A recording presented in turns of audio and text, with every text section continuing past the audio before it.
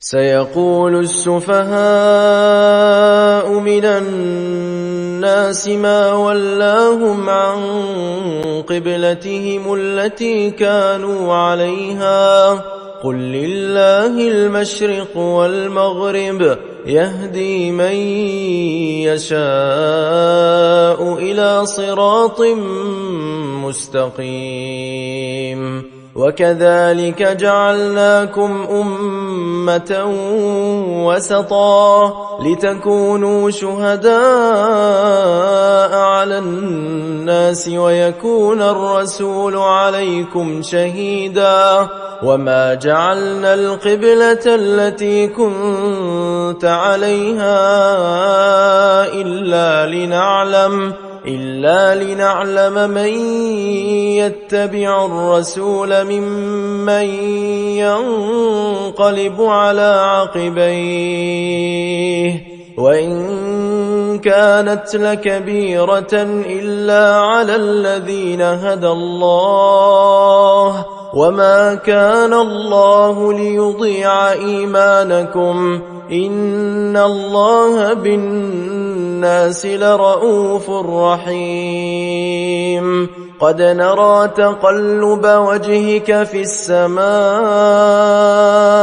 فلنولينك قبلة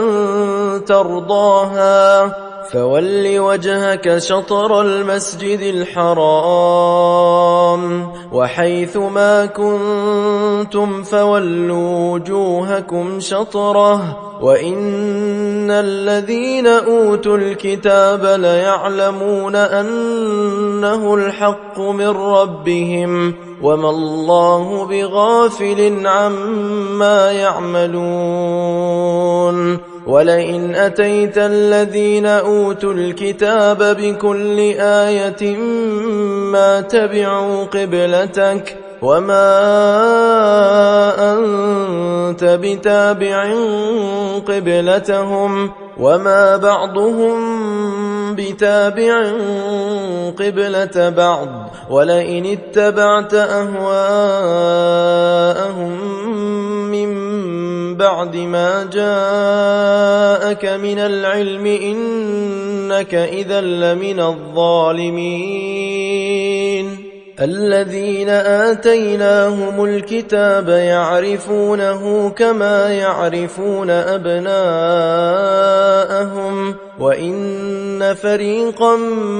منهم ليكتمون الحق وهم يعلمون الحق من ربك فلا تكونن من الممترين